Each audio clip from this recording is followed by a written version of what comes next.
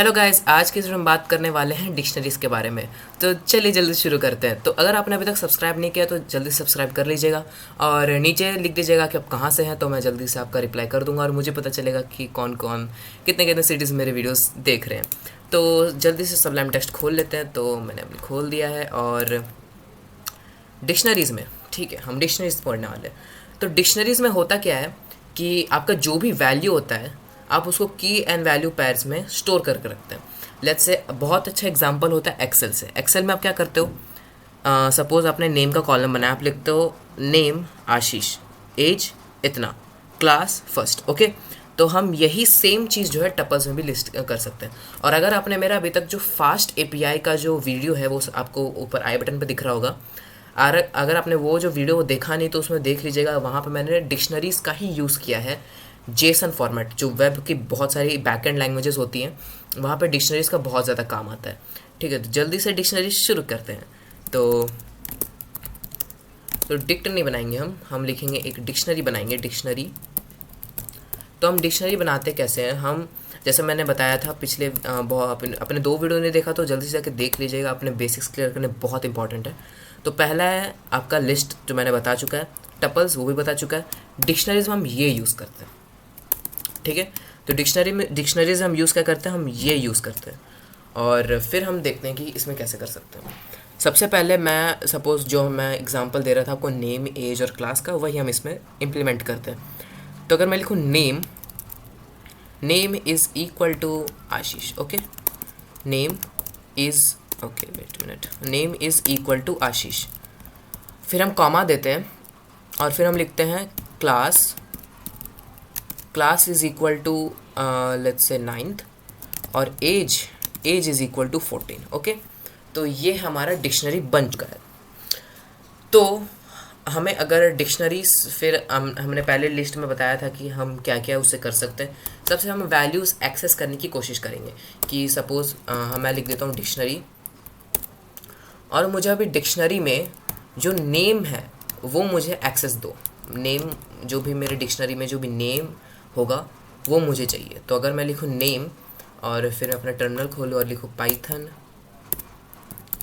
Python dictionary dot पाई, तो आप देख सकते हैं इसने मुझे आशीष दे दिया है। इसका मतलब क्या है कि डिक्शनरी से मांग रहा हूँ कि जो भी नेम है, मतलब कि ये है, उसका वैल्यू मुझे दे दो, ठीक है। इट्स इक्विवेलेंट टू, मैं एक नेम वेरिएबल बना रहा हूँ, उससे आशीष को असाइन कर रहा हूँ, ओके। तो मतलब कि नेम वेरिएबल है वो मैं असाइन कर रहा हूँ आशीष में। It's that simple.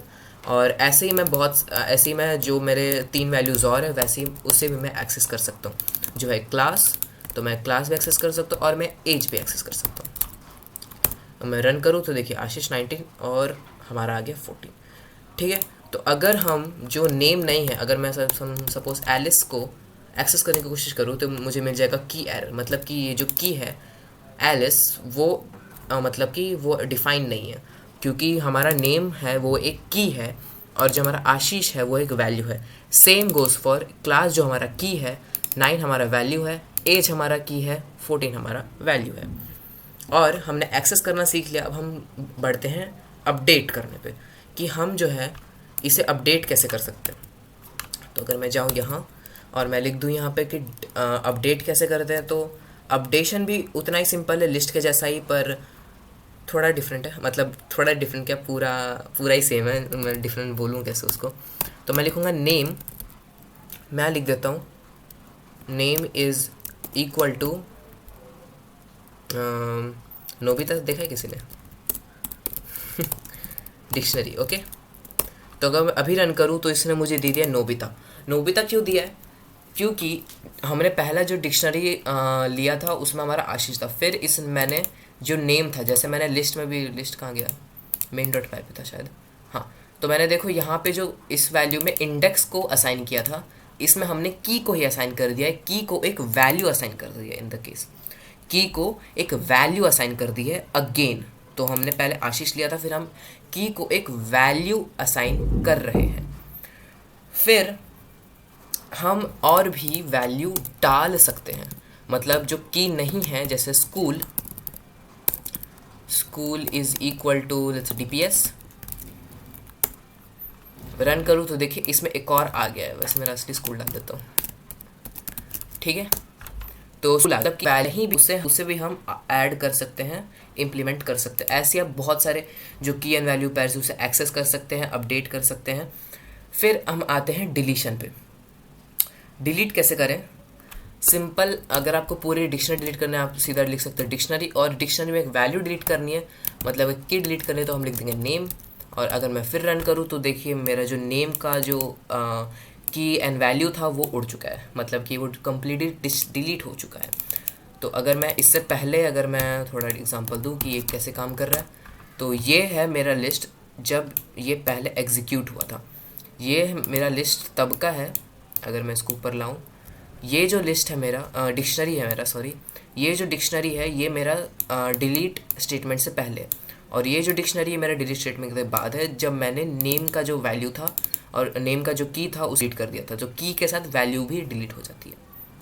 ओके, अब बढ़ते हैं हम नेक्स्ट पे, प्रॉपर्टीज़। ओके, तो प्रॉपर्टीज़ ऑफ डिक्शनरीज की यही है कि मोर देन वन एंट्री पर की इज़ नॉट अलाउड। ओके, तो आप एक से ज़्यादा एंट्री एक की पे नहीं डाल सकते। ऑफ कोर्स आप ये कर सकते हैं कि अगर आपको एक नेम ही चाहिए तो हम इसको एक लिस्ट पे डाल सकते हैं। तो अगर फिर मैं अभी और भी नोबिता, चलो 2 ही ऐड करता हूँ।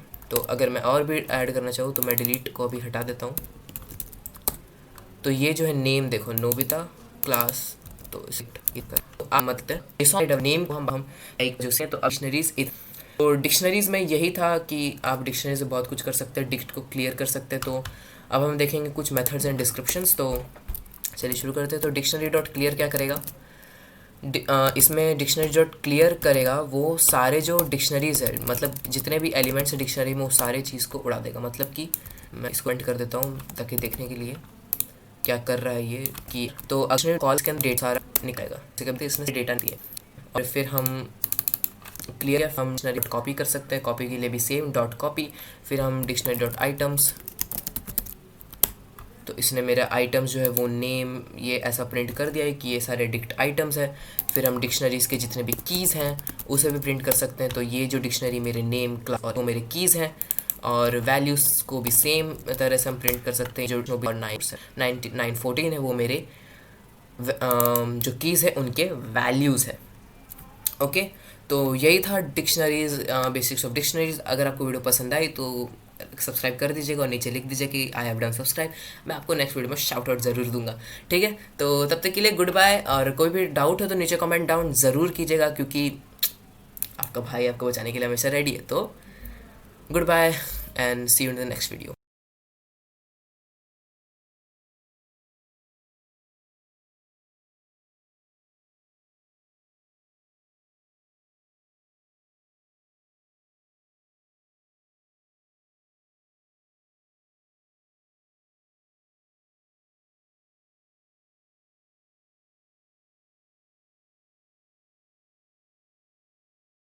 Mojo deals, we been trippin' like ayy.